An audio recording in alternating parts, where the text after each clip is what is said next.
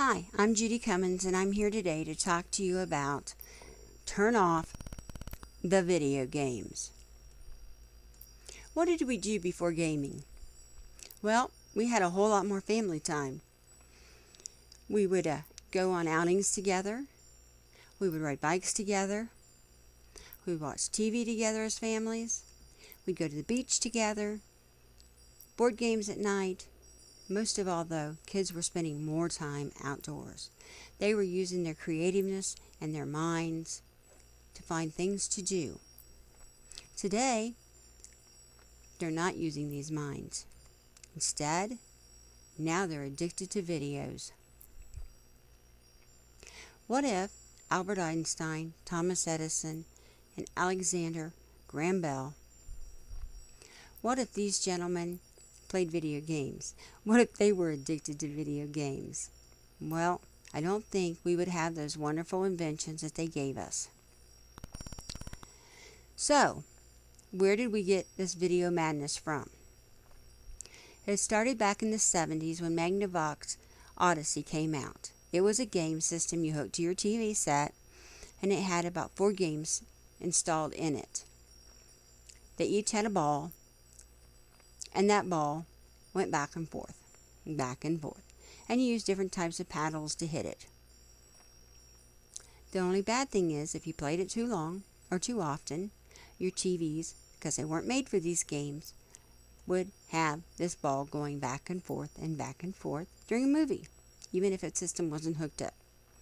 So the parents came up with this wonderful idea of being a 2-TV household. The kids would go in their room with the old TV, so if it messed it up, it wasn't that big a deal. And they could play their games, and the parents didn't have to sit and watch it. They could watch their movies or watch their TV shows.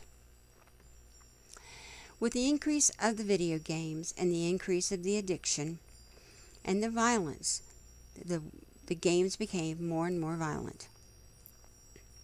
98% of the Americans from the ages 8 to 16 play video games, and they spend at least 13 hours a week playing these. Boys spend even more time.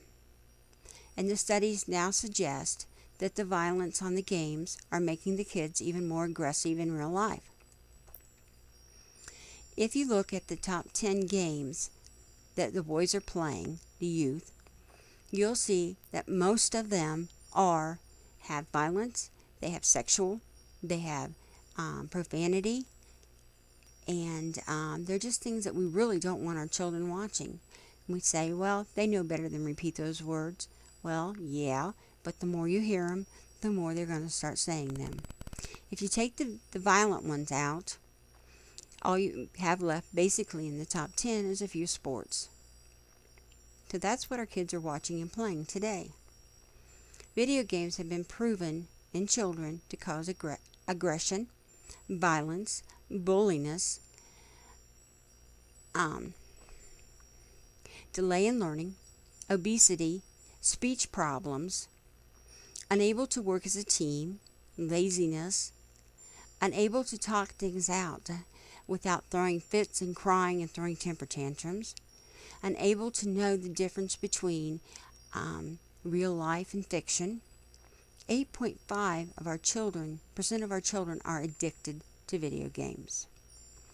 Then on the adults, on the other hand, they are on the same list of the kids, but you can add to them unable to hold a job.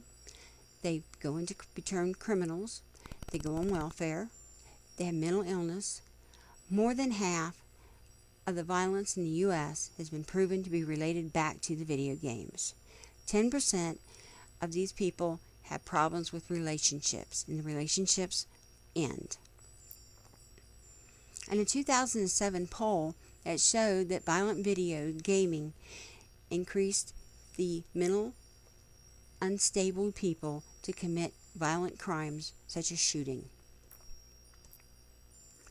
98% of the youth that are in prison today, the crime that they committed was in the relationship to the video games that they played. Studies have proven over 52% of men and women have an addiction to video games. 97% of children play video games. 99% are boys, 94% are girls. And 3/4 of these children are playing adult-only videos. Personal experiences with people I know that have had problems from video. Person X will call him. He would constantly call into work. He couldn't keep a job because he played online, the videos. He had to be there for the game. He had to be there for the raid. He had to be there to build up his account. He had to be there for this and that. He didn't have time to go to work. Person will call Y. He can't put the video games down. He can't come to dinner without bringing a handheld. He can't drive 2 blocks down the street without a handheld. He can't ride the school bus in the mornings without his handheld. Person Z, he's lost his friends and his family, including his spouse, his children, all because of his addiction to video games. He couldn't leave them alone.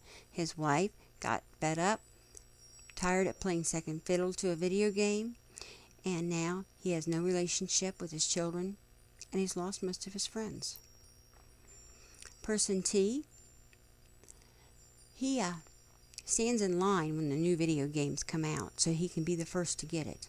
And then he calls into work because he can't go in until he's actually beat the new game. Are all video games bad? No. Some can be used to teach math, spelling, reinforce learning skills from school. Some are great for eye and hand coordination. Some teach you different things about different areas of the world. Some teach you different types of skills.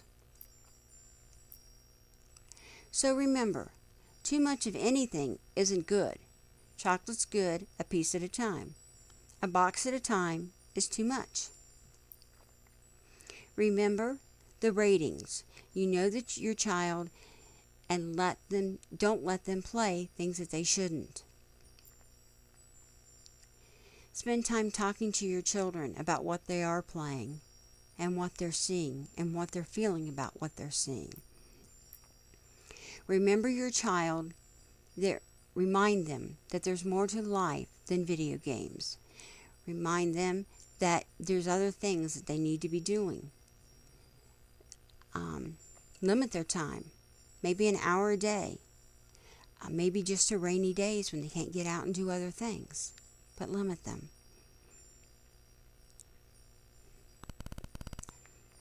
Experts are saying to take the game system, the computers, and the TVs out of the bedrooms. Get them back into life. Get them out where they need to communicate. Don't just let your system be your babysitter. Remember your rating board. If it says it's for adults, leave it for the adults. Don't give it to your children. What I'm saying is, not all video games are bad. There are a lot that are bad. Probably more bad than good ones out there anymore. Just be careful of what you let your child watch him play, and limit them on the time. Thank you.